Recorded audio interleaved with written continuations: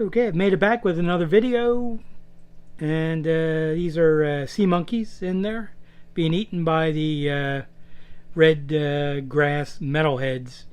A bunch of videos ago I showed that I had gotten a couple of Red Grass Metalheads.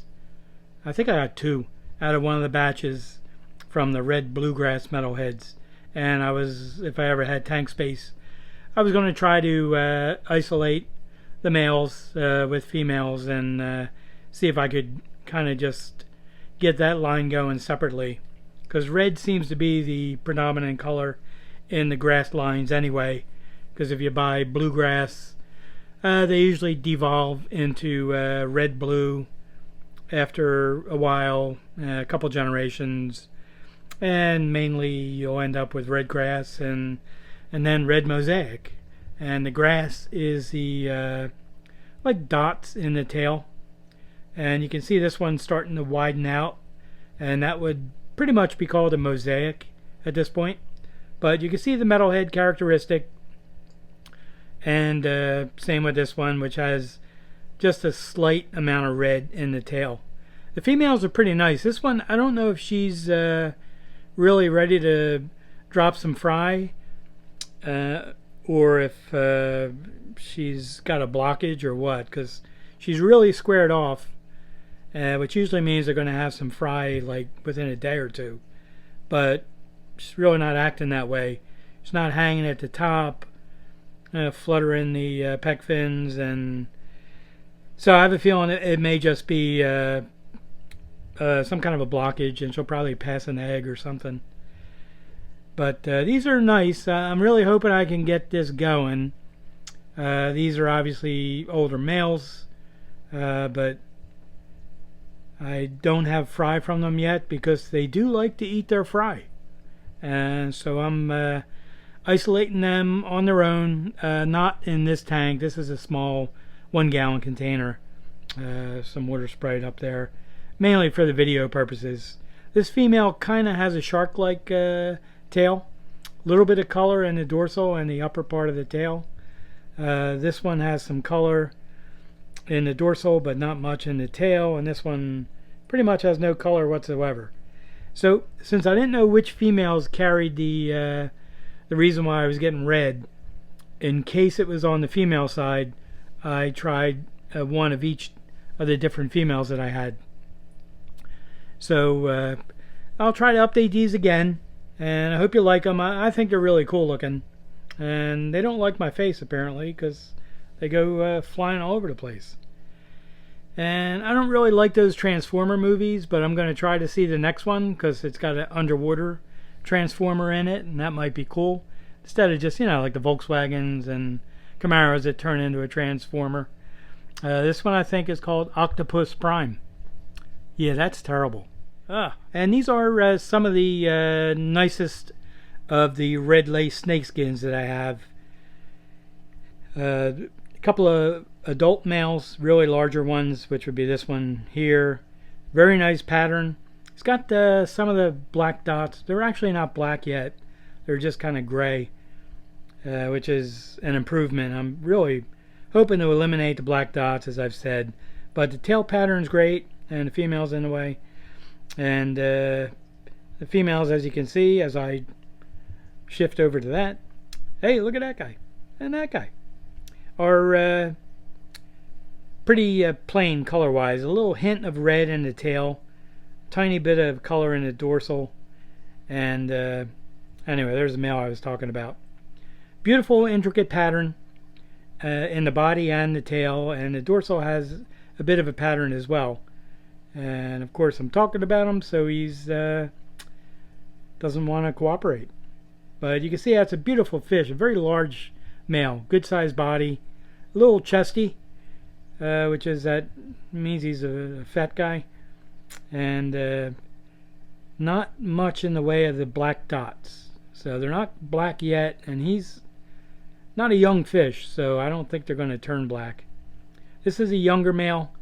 He had a few of the black dots in the stomach area and the tail, but the pattern's so nice that I'm using him as a breeder. It's a really nice fish. This one's only Drawback is that black eye spot in the beginning of the tail. But other than that, look at the size of that fish, and size of that tail is very wide. Now these Russian Red Lace Snakeskins don't get a clean tail edge, meaning it's not like razor straight. It's more like kind of the bottom of a curtain. That's how they grow. A lot of the times, actually, with the snakeskins, the upper part of the tail and the lower part of the tail will grow first, and then the middle will grow out, and then it repeats. So this one's probably done growing. It's a very large male. The eye spot really annoys me, but if he's still alive in March or April when the IFGA shows start up, I'll probably send him to variegated snakeskin class as well as this male. These are nice. These are some of the nicer ones I have, and like I said, that's a younger male that I'm growing out. So I really love this line. It's one of my favorites. I mean, I do a lot of videos on them, so people are probably sick of seeing them, and I just can't say enough with how good they look. I mean, if you don't like the snakeskin pattern, then you're not going to like these fish. But anyhow, just wanted to give an update on these, and there's Rick and there's Morty. They seem to be trapped in another dimension. I don't know if that's ever happened before. So anyway, that'll do it for this part of the video. I'll add some more. I have a couple of interesting crosses, and I'll try to do one of them next. It's also a snakeskin. And what do you call a lazy crayfish? A slobster. Yeah, that's probably worse than the other joke. All right, hang in there.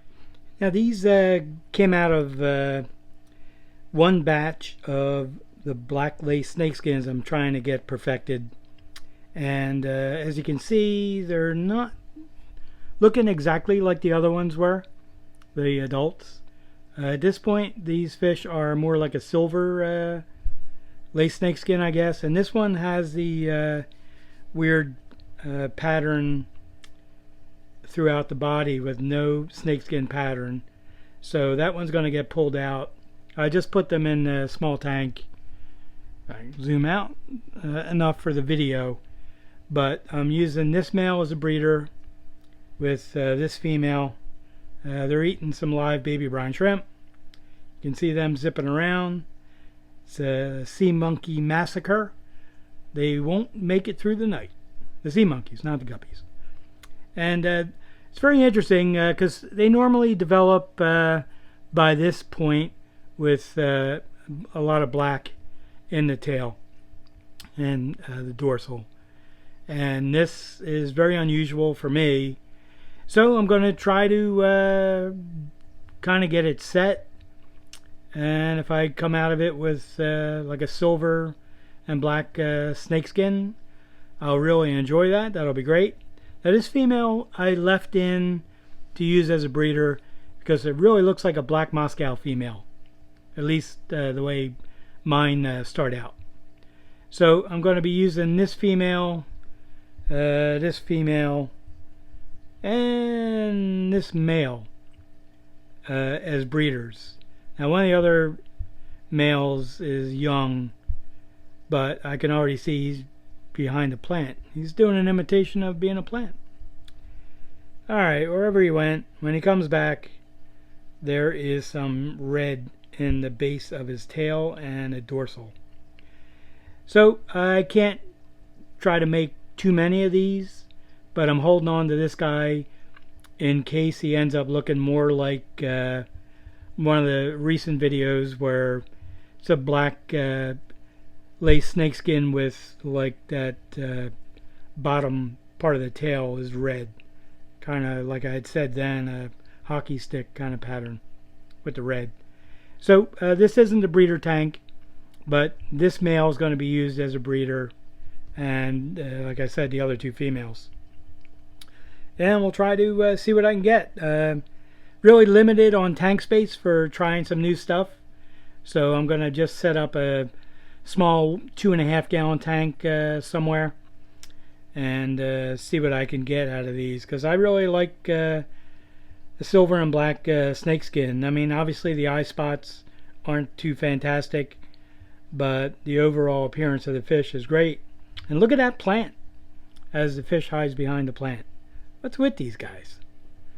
Alright, thanks for watching. I might add one more thing on here, and I think I'll probably show the black Moscows from the last video.